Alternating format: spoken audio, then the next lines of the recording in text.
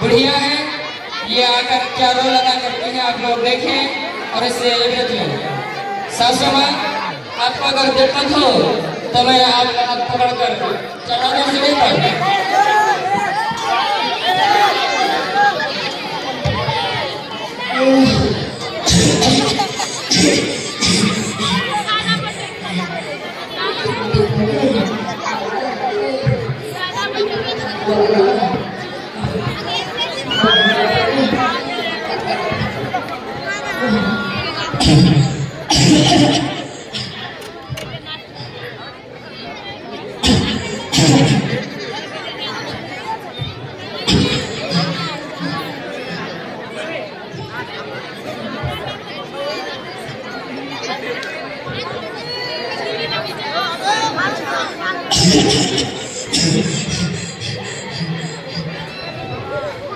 आप लोग सुनेंगे, यहाँ से गई बात बोल दीजिए पहले।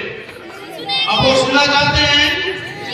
हाँ, सुनना चाहते हैं तो पहले सुन लीजिए तब हंसेगा। आप लोग पहले हंस रहे हैं, यहाँ क्या कहेगी, क्या बोलेगी, क्या नहीं बोलेगी, आपको क्या समझेंगे? आप लोग पहले सुन लीजिए बात को तब हंसिए, तब मजा लीजिए।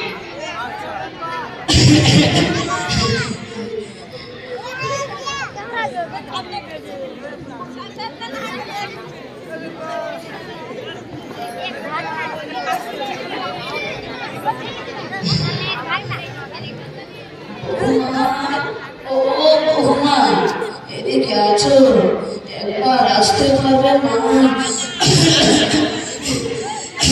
কি হয়েছে তোমার সাত সকালে? বলছিলাম এক কাপ চা দিবে মা।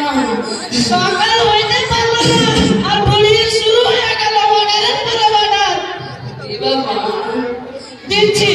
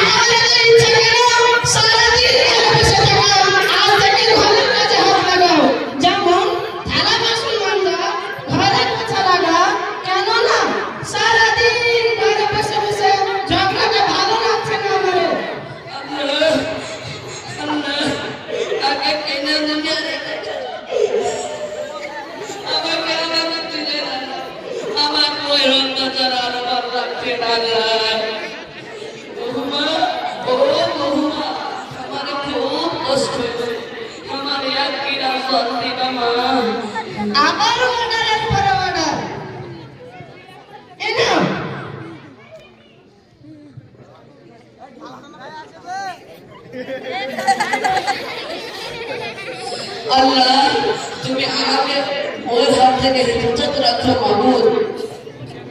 আফনান, ও বেটা আফনান, আফনান, ও আফনান। জি আম্মা, কি হয়েছে আম্মা বলো? বলছিলাম রাতে ঘুম টানতে একটা চাদর এনে দিবে বাবা। ঠিক আছে আম্মা, আমি অফিস থেকে ফেরার সময় আপনার লেগে নতুন চাদর এনে দিব। আপনি এদিকে আসেন। আমি তোমার আদরের স্ত্রী, তুমি আমার জন্য নতুন চাদর এনে দাও আর আমি নিজের জন্য পুরনো চাদর দিয়ে আসছি। আরে বাবা, তুমি কি জানো না নবী করিম সাল্লাল্লাহু আলাইহি ওয়াসাল্লাম কি বলেছেন?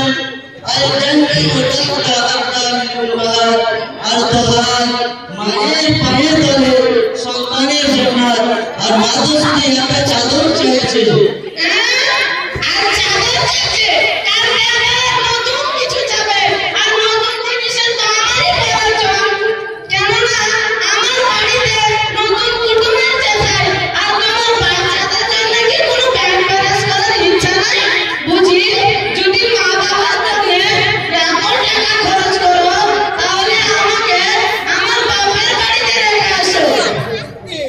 আমি তো খুব মুসিবতে পড়ে গেছি।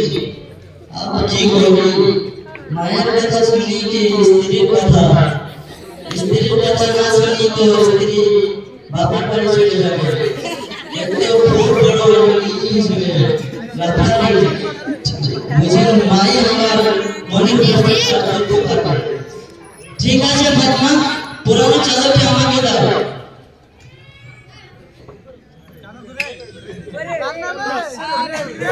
ये नाम ना चादर क्या हालत थी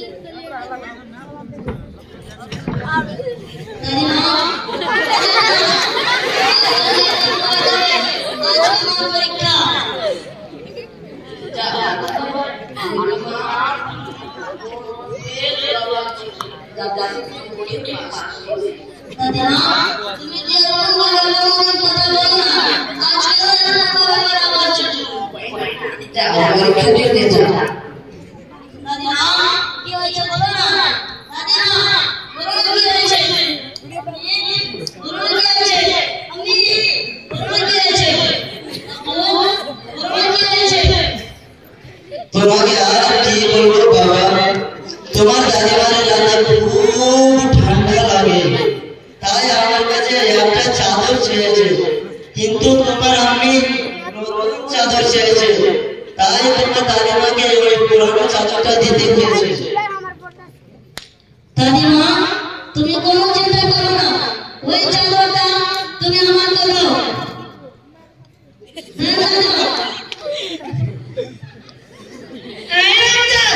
এটাই তুই কি করছিস এই চাদরটা তুমি তোমার দাদিমাকে দিয়ে দাও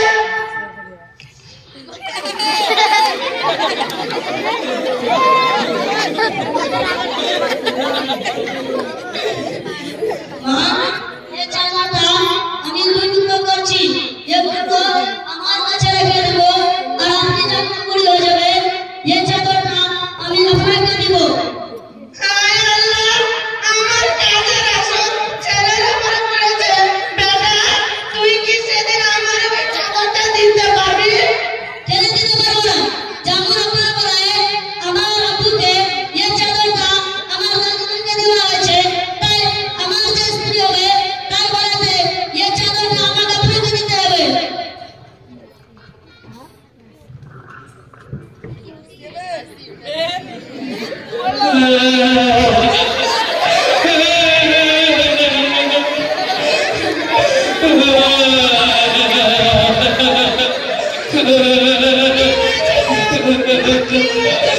তুমি কাঁদছো কেন হঠাৎ এই সময় এখানে বসো মা কি হয়েছে মা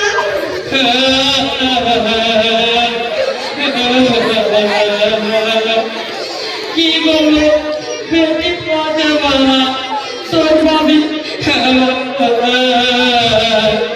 আমাকে বাড়ি থেকে বের করে দিয়েছে না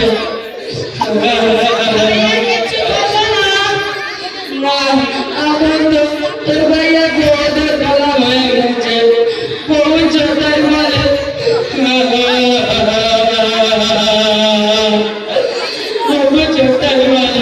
सोतारी मारे आजकल के माँ बाप दुनिया के बड़े कादर आजकल के वो मारा बोले जो काल के तो दर सासू माँ होते তোমার ভাইয়া বাড়ি থেকে বাইরে করে রাসু ঘটনাটা কি বলতে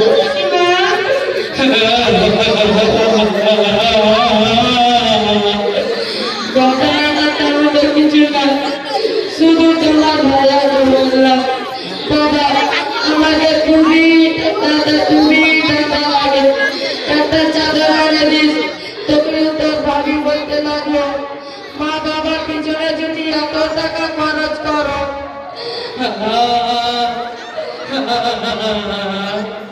তাহলে আমাদের বাচ্চা জন্য কি জমিয়া লাগবে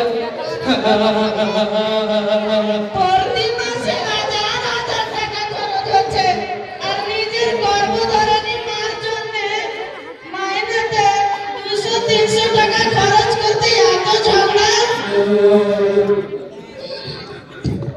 अरे रीना फातिमा তুমি তো এখনই এটা নিয়ে কথা বলছিলে আর যখন তোমার ভাই তোমার মায়ের সঙ্গে খারাপ ব্যবহার করলো তখনই সব উল্টো হয়ে গেল।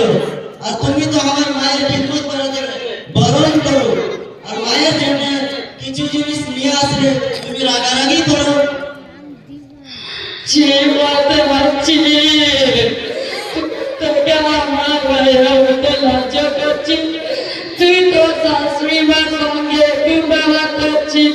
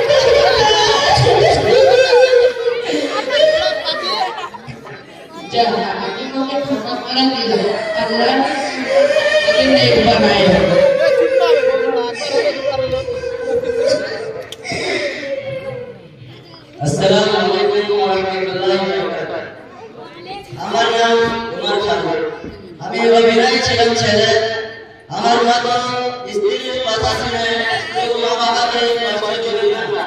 আর এই হলো শাহনওয়াজ আলম, এরই অভিনয় ছিলাম ছেলে। এর মতো ছেলে যদি ঘরে ঘরে থাকে তাহলে মা বাবাকে একটু শিক্ষা দেওয়া যায়। প্রিয় বন্ধুরা, আসসালামু আলাইকুম ওয়া রাহমাতুল্লাহি ওয়া বারাকাতুহু। আমার নাম সাদা বর্মন, আমার আব্বার নাম মাহবুব আলম। আমি অভিনয়ে ছিলাম বউ। আমার মতন বউ যদি গ্রামে ঘরে ঘরে থাকে তাহলে আপনারই পাল্টে যাবে, না হলে আমার মতন করে আপনাদেরকে পাহা ধরে কাঁদতে হবে। যদি পাহা ধরে কাঁদতে না চাইছো তাহলে আপনারই পাল্টে যাবে। আসসালামু আলাইকুম। প্রিয় বন্ধুরা, টিভি রিচার্জে 300 থেকে 400 টাকা, ফোন রিচার্জে মহিনাতে 200 টাকা, আর স্ত্রীর শপিং এর পিছনে হপ্তাতে কমসে কম 1000 থেকে 1200 টাকা। আর আমাদের মা বাবার যখন পিছনে খরচা করবার টাইম আসে তখন আমাদের পকেটে টাকাই থাকে না। এটাই কি আমাদের সমাজ? আসসালামু আলাইকুম।